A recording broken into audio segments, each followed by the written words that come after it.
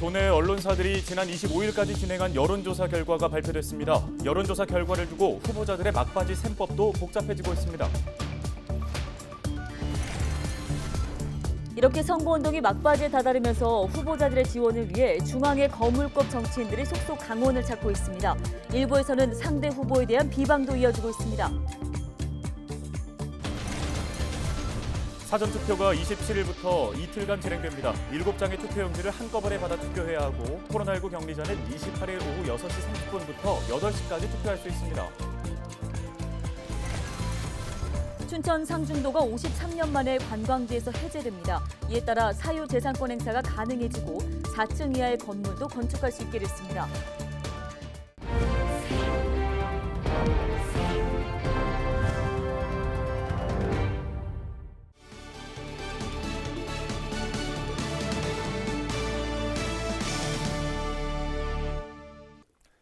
여러분 안녕하십니까? 헬로티비 뉴스입니다. 26일부터는 6일 지방선거 관련 여론조사 공표가 금지됩니다. 마지막 공표된 여론조사 결과가 막판까지 이어질지는 그 누구도 알 수 없는데요. 네, 지난 23일부터 25일까지 발표된 강원도 내 지방선거 후보자 관련 여론조사 결과 이다혜 기자가 정리했습니다. 도내 방송사와 신문사 등 5개 언론사가 합동으로 지난 16일부터 20일까지 닷새간 주식회사 한국리서치의 의뢰에 여론조사를 실시했습니다. 강원도지사 후보 가운데 더불어민주당 이광재 후보를 지지한다는 답변은 33.9%, 국민의힘 김진태 후보를 지지한다는 답변은 45%였습니다. 후보 간 격차는 11.1%포인트로 오차범위 밖에서 김진태 후보가 앞선 것으로 나타났습니다. 도내 최대 격전지 중 한 곳으로 꼽히는 춘천시장 선거에 대해 물었습니다. 민주당 육동환 후보 29.3%, 국민의힘 최성현 후보 31.6%, 무소속 이광준 후보 11.1%의 지지율을 보였습니다. 6 후보와 최 후보가 오차범위 안에서 경합을 벌이고 있는 것으로 분석됐습니다. 원주시장 선거는 민주당 구자열 후보와 국민의힘 원강수 후보가 각각 37.4%로 소수점 첫째 자리까지 같은 쌍둥이 지지율을 나타냈습니다. 투표할 후보가 없거나 모른다는 기타 응답이 25% 이상으로 부동층의 표심이 어디로 향할지가 최대 관심사입니다. 모두 4명의 후보가 나선 강릉시장 선거는 후보별 지지율이 민주당 김우영 후보 15.3%, 국민의힘 김홍규 후보 38.2%, 정의당 임명희 후보 1.6%, 무소속 김한근 후보 26.3%로 나왔습니다. 1위 김홍규 후보와 2위 김한근 후보 간 격차는 11.9%포인트로 나타났습니다. 이번 조사는 도내 18개 시군에 거주하는 18세 이상 남녀 주민 각 500명씩 모두 9,000명을 대상으로 100% 전화 면접으로 실시됐으며 표본 오차는 95% 신뢰 수준의 플러스 마이너스 4.4%입니다. 전체 질문지 등 자세한 내용은 중앙선거 여론조사 심의위원회 홈페이지에서 확인할 수 있습니다. 선거 막판 판세가 안개 속에 가려진 가운데 유권자의 선택을 받기 위한 후보자들의 발걸음이 빨라지고 있습니다. 헬로티비 뉴스 이다혜입니다. 이렇게 선거운동 막바지에 발표된 여론조사 결과를 두고 후보자들의 셈법은 복잡해지고 있습니다. 이런 가운데 후보자들의 지원을 위해 중앙의 거물급 정치인들의 속속 강원을 찾아 지원 유세를 이어가고 있는데요. 박건상 기자가 취재했습니다. 전직 국회의원들이 격돌한 강원도지사 선거. 전국적인 관심을 모으고 있는 이광재, 김진태 후보의 선거전이 점차 달아오르고 있습니다. 양당 지도부도 연이어 강원을 찾아 지원에 나섰습니다. 먼저 윤호중 더불어민주당 비상대책위원장은 지난 25일 춘천을 찾아 이광재 도지사 후보와 육동환 춘천시장 후보를 당선시켜야 한다고 목소리를 높였습니다. 윤 위원장은 또 말만 잘하는 말꾼, 말을 막 하는 말꾼이 아니라 이광재 후보와 같은 일꾼이 강원도에 필요하다며 국민의힘 김진태 후보를 겨냥한 말을 쏟아내기도 했습니다. 이 집무실 옮기는 문제, 이런 문제에 너무 신경을 많이 쓰시다 보니까 지금 물가도 걱정이고 경제 걱정 정말 많은데요. 환율도 문제죠. 주가도 흔들흔들하죠. 그런데 이에 앞선 지난 21일에는 이준석 국민의힘 당대표가 춘천을 찾아 김진태 도지사 후보와 최성현 춘천시장 후보를 당선시켜달라고 호소했습니다. 이 대표는 12년 동안 민주당이 집권했던 강원도정에 대해 강원도의 잃어버린 12년, 춘천의 잃어버린 4년을 되찾아야 한다고 주장했습니다. 지금 춘천에 후보가 난립해가지고 자칫 잘못하면 어부지리로 윤석열 정부를 회방 놓으려고 하는 민주당 후보가 당선될지도 모릅니다. 주변에서 심상정 정의당 국회의원도 지난 25일 강릉을 찾아 임명희 강릉시장 후보에 대한 지원 사격에 나섰습니다.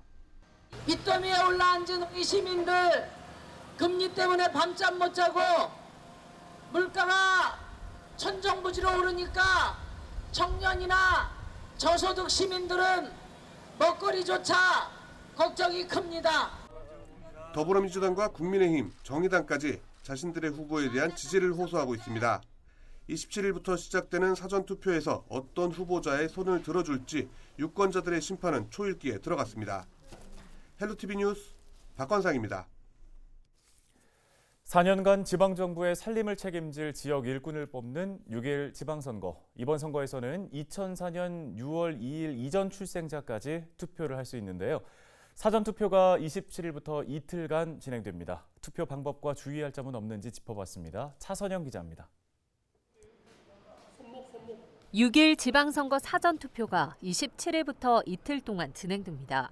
사전투표 시간은 새벽 6시부터 오후 6시까지로 주민등록증과 청소년증, 여권 등 공공기관이 발행한 사진이 붙어있는 신분증만 있으면 전국 사전투표소 어디에서든 가능합니다. 지난 대선 때 소쿠리 투표 논란을 일으켰던 확진자용 임시기표소는 이번 지방선거에선 운영되지 않습니다. 일반 선거인과 절차는 동일하고 확진자의 투표 시간만 완전히 분리됐습니다.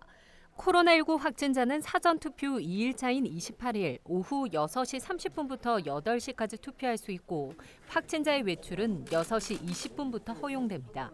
투표소에 오실 때는 신분증과 함께 사전에 연락받은 문자를 제시하시면 됩니다.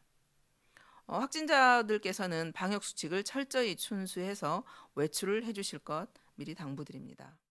본 투표에선 1, 2차 나눠 투표가 진행되는 것과 달리 사전 투표에서는 유권자들이 총 7장의 투표용지를 한 번에 받게 됩니다. 광역단체장과 교육감, 기초단체장, 지역구 광역의원, 지역구 기초의원, 비례대표 광역의원, 비례대표 기초의원 선거가 진행되기 때문입니다. 국회의원 보궐선거가 치러지는 지역은 한 장의 투표용지를 더 받습니다. 투표할 때 주의할 점도 있습니다. 지역구 기초의원 선거의 경우 선거구당 2명에서 4명이 선출되지만 반드시 1명에게만 투표해야 합니다.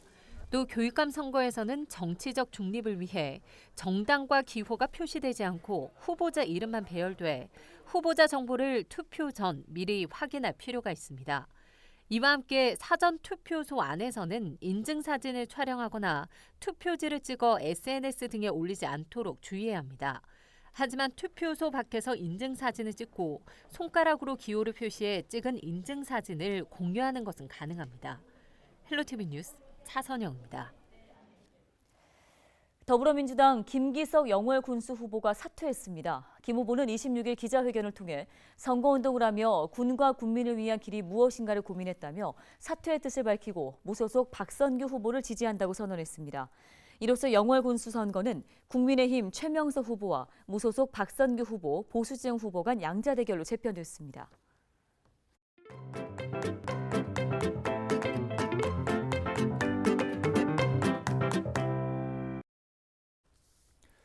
집 앞에 재활용품을 내놓으면 시간에 맞춰서 수거를 해가죠. 수거된 재활용품은 자원회수시설인 재활용품 선별장으로 이동합니다. 이곳에서 자원으로 재탄생할 재활용품이 가려지는데요. 네, 어떤 방식으로 재활용품을 선별하는지 그리고 얼마나 재활용되는지 알아봤습니다.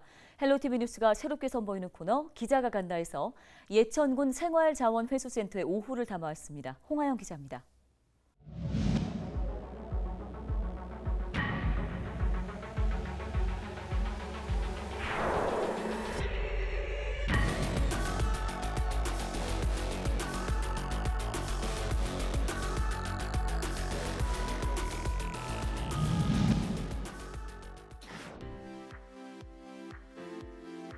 제가 오늘 나온 이곳은 예천군 생활자원회수센터입니다. 이곳은 예천 군민이 내놓은 재활용품이 모두 처리되는 곳입니다. 하루 3.5톤이 처리되는데 재활용품 부피가 크기 때문에 5톤 트럭 5대가 이렇게 나와서 처리를 한다고 하는데요. 오늘은 저와 함께 올바른 재활용품 분리 배출에 대해서 알아보겠습니다. 먼저 야외 선별장으로 향했습니다. 수거 차량이 재활용품을 내놓으면 이곳에서 하나하나 분류 작업을 진행하죠. 정말 별 희한한 것들이 많이 보입니다.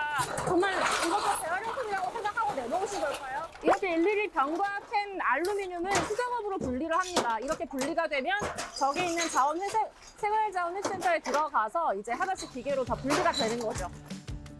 이렇게 선별한 재활용품들을 부으면 컨베이어 벨트를 타고 올라가서 종류별로 분리가 됩니다.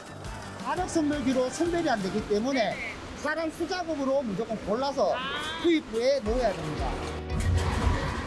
네, 이곳에서는 알루미늄을 따로 분리를 합니다. 왜냐하면 페트병이 있는 곳에 그대로 가서 알루미늄이 섞이게 되면 녹는 점이 달라서 기계 고장이 날 수 있기 때문에 컨베이어 벨트 속에서 알루미늄 캔들을 따로 분리를 해서 이렇게 집어 넣어야 합니다.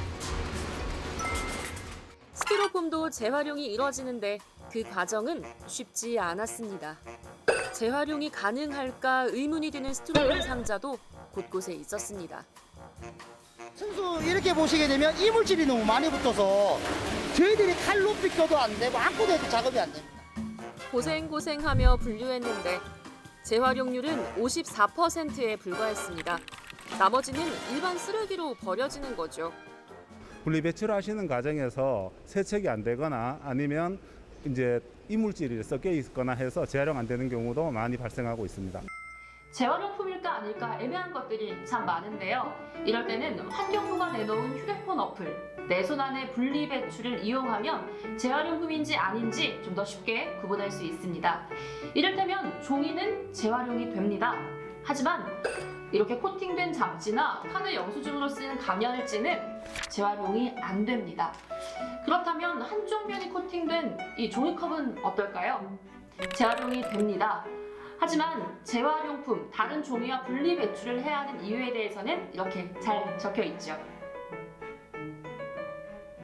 네, 다음은 요즘 입지가 줄어든 CD입니다. CD는 재활용이 안 됩니다. 플라스틱의 일종인 폴리카보네이트로 만들었습니다만 전자기록이 가능하도록 염료로 코팅했기 때문에 따로 플라스틱만 분리 배출하기 어렵기 때문입니다. 마지막으로 못과 나사입니다. 이건 누가 봐도 고철이기 때문에 재활용이 가능합니다만 종량제 봉투에 담아서 버려도 됩니다.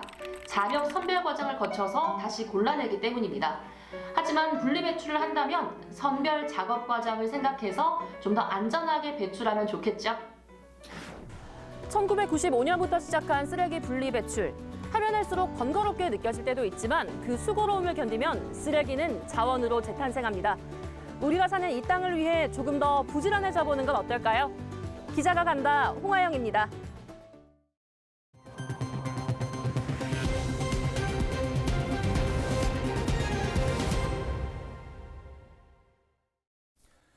비전 2022 지역의 희망을 LG엘로비전은 6월 1일 특집 개표 방송을 진행합니다. 우리 지역 단체장과 의원은 누가 될지 시시각각 개표 정보를 확인하실 수 있습니다. 네, 저녁 7시 20분부터 채널 25번 지역방송에서 보내드리는 제8회 지방선거 개표 방송에 여러분의 많은 관심과 시청 부탁드립니다. 다음 소식입니다. 춘천 상중도가 50여 년 만에 관광지에서 해제됐습니다. 강원도는 최근 상중도를 호반 관광지에서 제외하기로 결정했는데요.